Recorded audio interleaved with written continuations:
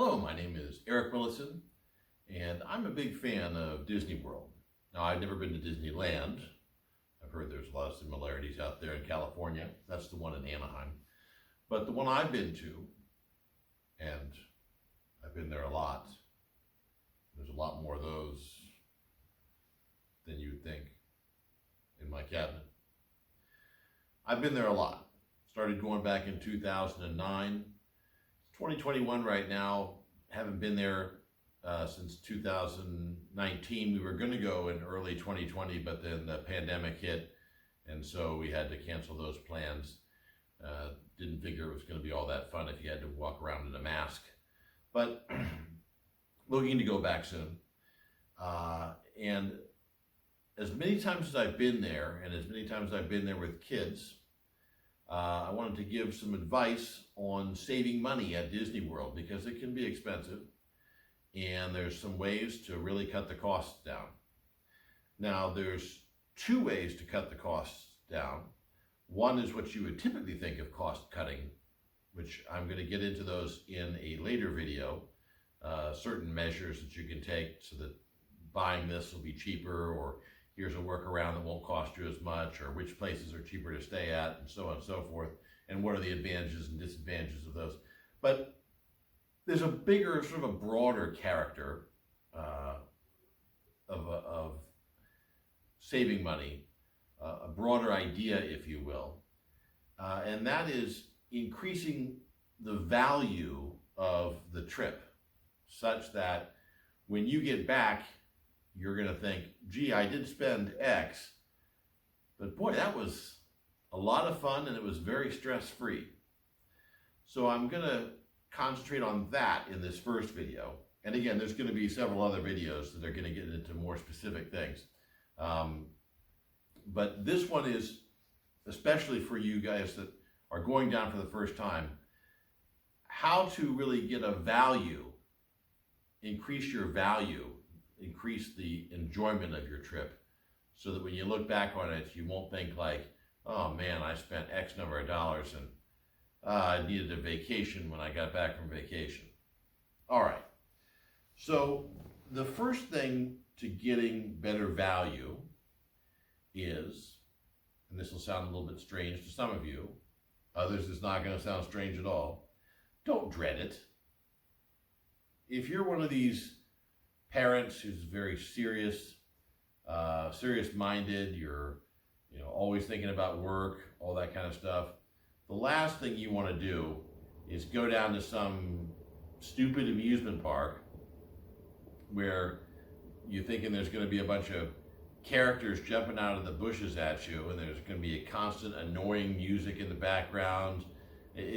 Like, for instance, you see these TV shows like Mickey Mouse Clubhouse or whatever, and here's your 4-year-old or your 5-year-old who's watching it, and you're sitting there looking at this thing going, this is the stupidest thing ever. Oh my God, if I went to Disney World, it would be 24 hours of that. Well, there's an old saying that not many people know about, but the people at Disney know about it. And the saying is that dogs don't buy dog food. Now, am I being obtuse? That's fair. That's fair. Let me explain what I mean. When you watch a dog food commercial, who's that aimed at? It's not aimed at your dog. Your dog doesn't even watch TV. He's just laying there on the floor, farting. There's no dog here, actually. But the point is that dogs don't have any money. Dogs don't have opposable thumbs to get their wallets out. And the dog food manufacturers have figured this out. So when they're pitching their dog food in their commercials, they're pitching it at you. So, one of the places that Disney is going to make so much of its money at its amusement parks is to have you come down more than once. They don't want to have you just come down and spend a few days and then go back thinking, oh my God, that was terrible. I'm never going back there. No, no, no. They want the people with the wallets and the purses. They want the people with the money in the bank accounts to enjoy themselves. So the parks are aimed not just at your kids. The parks are aimed at the parents too. In fact, you can make a very strong case that the parks are aimed more at the parents than at the kids. Now, we've all seen some like Disney movies. You go to them, maybe even they're animated, maybe they're live action, whatever, but there's always that humor that the kids get, and then there's always that subtle humor that the adults kind of chuckle at. And the music is pretty good, and so on and so forth. And so you walk out of that Disney film saying, you know, that wasn't as bad as I thought it was going to be. That was actually kind of a cute film, and made me laugh in several places. Wouldn't even mind seeing that again. That's actually what Disney parks are going for, okay?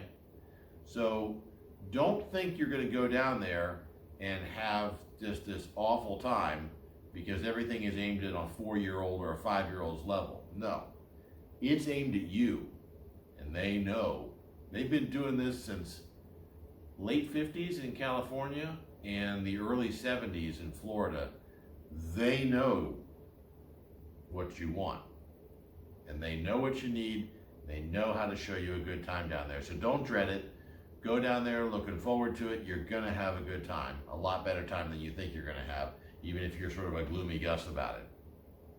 Now, a second thing that will increase your happiness with your trip, especially, again, those of you who've never been down there, is to know how the system works. And I'm going to give you a little bit about that now. When you're talking about Disney World, we're talking about Orlando, Florida, but we're talking about 4 different amusement parks, all of which comprise Disney World. Now, when most people think about Disney World, they think about what's called the Magic Kingdom. But the Magic Kingdom is just one park out of the 4. There's a second park called Epcot, Environmental Prototype Community of Tomorrow, I think is what that acronym stands for. But it is an amusement park with rides and all that sort of stuff. A lot of people, it's their favorite park. It's kind of mine. The third is Hollywood Studios, not to be confused with Universal Studios, which is an entirely different company and an entirely different park. And then lastly, there is what's called Animal Kingdom. And there's sort of, I guess you could say there's 2 other parks. There's 2 water parks. There's Typhoon Lagoon and Blizzard Beach or Blizzard Bay. I forget which one it is. But those are summer parks. You want to go there when it's really, really, really hot. And most people don't really think of those as Disney World, but it's Disney World, those 2 parks. So you can go to, if you're going to be down there for 5 days, one day you can go to Magic Kingdom, one day you can go to Epcot, one day you can go to Hollywood Studios, and one day you can go to Animal Kingdom. And each one is different, each one has different rides, different themes. Animal Kingdom is sort of, gives you sort of the idea of a jungle, of the Himalayas, Nepal, the Far East, just that feel for things. That's the theme of things out there. And then Epcot is more of like a sort of a science-y sort of a thing, high tech. It's a lot of fun technology rides. For Hollywood Studios, the idea is that you've walked onto a movie-making lot, or I guess a media or a communications area. So you're on a movie lot. Everything looks like a movie lot.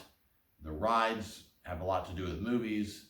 There's also areas where they act like they're filming TV shows, and so there's like not American Idol, but those sorts of reality shows might be going on, and you can watch them being quote unquote made, even though they're not really being made. And maybe you're pulled up on stage and you become part of the video, maybe that sort of thing. And then there is the very first one, the first of all the parks from Disney World, which is the Magic Kingdom. And that's where you have the Magic Castle. You've got the 4 or 5 different areas, you can call it 6 different areas within the Magic Kingdom. There's Adventureland, there's Main Street Disney, there's Frontierland, there's Liberty Square, there's Fantasyland, there's Tomorrowland, and each one has different iconic rides like Space Mountain, the Pirates of the Caribbean ride,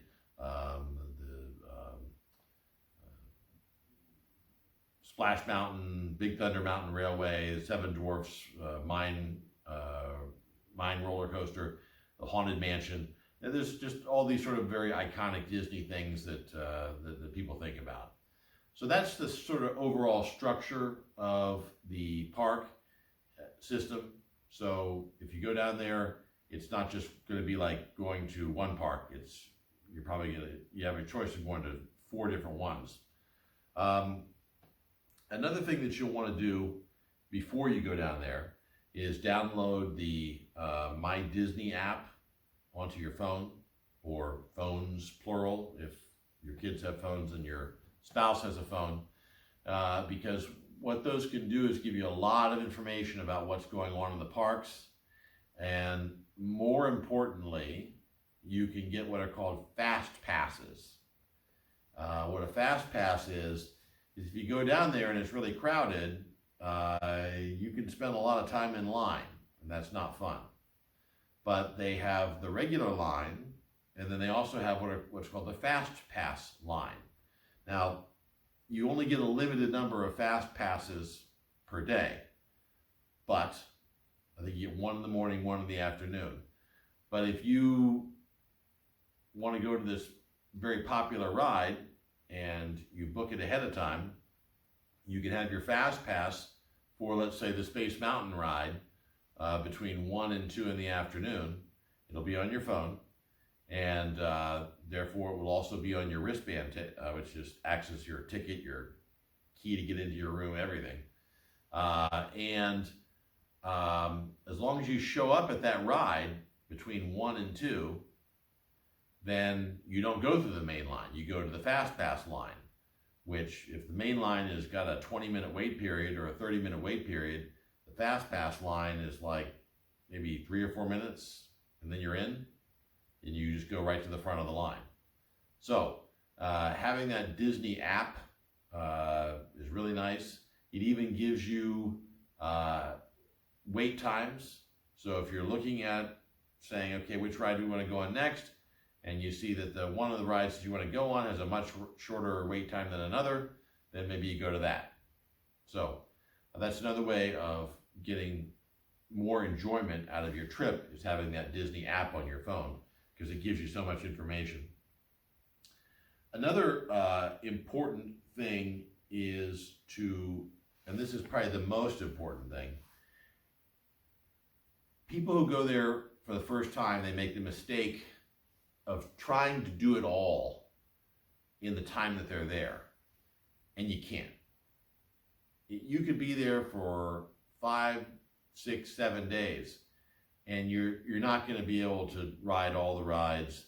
You're not going to be able to really experience everything that's there. Especially, most people just go down there for 2 or 3 days, and what you see is these people rushing. They're rushing. Gee, these ride lines are so long, we got to rush. Hurry, hurry, hurry. You're not going to have any fun if you do that. Just take it easy, man. Just go around, gather it in, get the ambiance, have a nice meal while you're there at the park, go and ride this ride that ride, maybe take a little break, sit in the shade, talk about some things, Maybe go to a ride that, maybe you don't want to go to it that much. Hall of the Presidents or the People Mover, not real exciting. But you know what? It can be a nice break, you know? Just suck it in, have a good time, and don't rush around. If you want to get the other rides, you know, come back some other time. But if you're constantly rushing, trying to get there right at what's called rope drop, which is like when it opens in the morning, some people want to get there at like 6 in the morning, and they park, and then they wait, you know, for an hour and a half at the rope right by the security so they can get to be the first one in the park, go rush all the way back to the park and jump on a ride without waiting, and then jump on another ride without waiting, and then maybe one other ride without waiting, and then now everybody's filed in, and now everything's got to wait. But you can be that guy and that family, but you know, I just don't think you're going to have that much fun doing that. So don't be in a rush to do everything all at once. Just take it easy, go through the parks, have fun. Now, a very, very valuable resource while you're in the parks are what are called the cast members. Disney does not have employees. They have cast members. You're thinking, what? What is that? Well, Walt Disney, before he was anything, was a movie maker. He made movies, animated movies to be sure, but eventually they did live action movies and stop action movies and combination of live action and animation and all that sort of stuff. He was a movie maker, okay?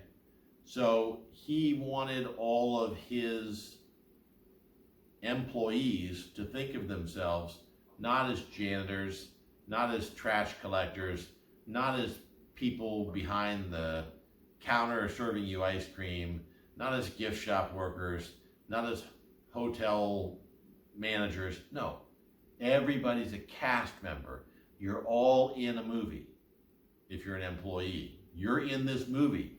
And all of these people that are here, they've come to see the movie and be in the movie. And their badges actually say cast member, okay? And these cast members are so helpful. You can stop any of them and it will never be a bother to them. They will stop what they are doing and they will make sure, they will follow through and make sure you get to the right person or get to the right place.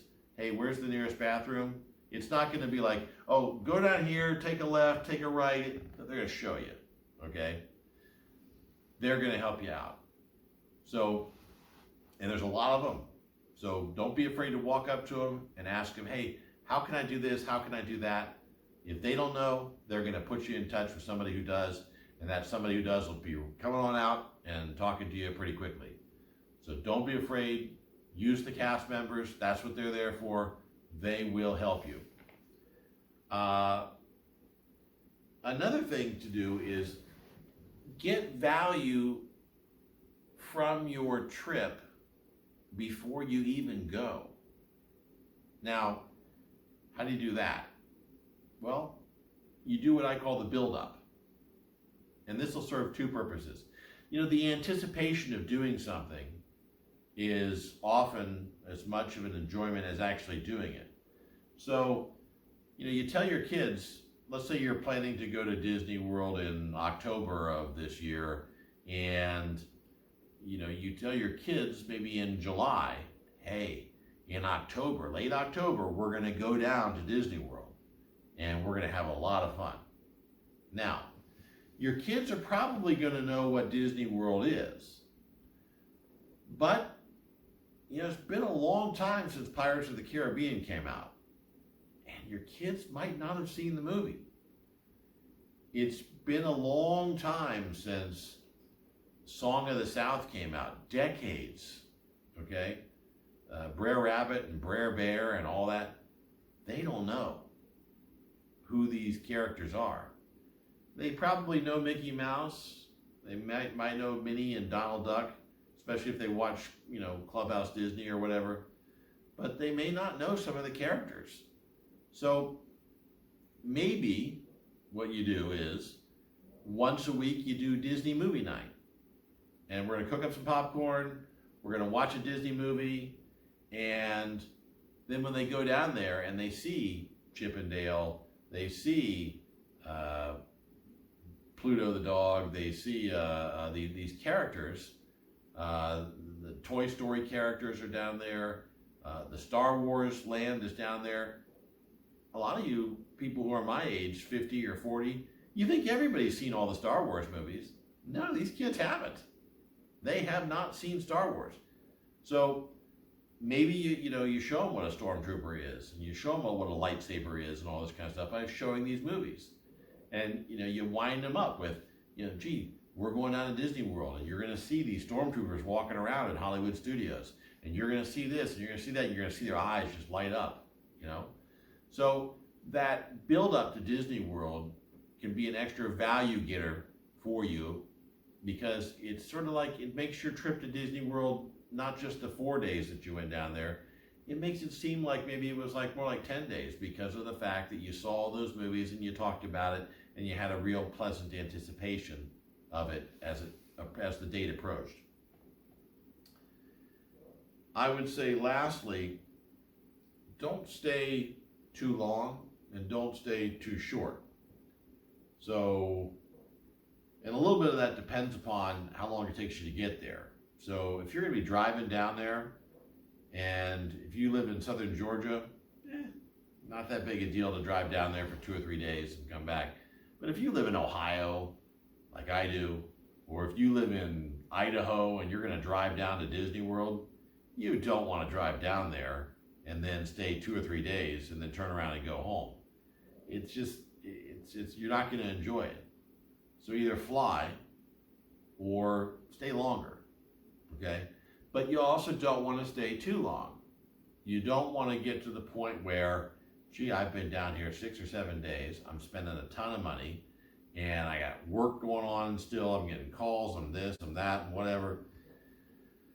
You don't want to do too much. So I find that if you're flying down there, you probably want to stay 4 days or so, maybe 5. If you're driving down there, 5 or 6, maybe even 7 days isn't a terrible thing, but don't book it for more than that, because you're eventually going to get a little tired of it, and the longer you stay there, the more money you're going to be blowing through.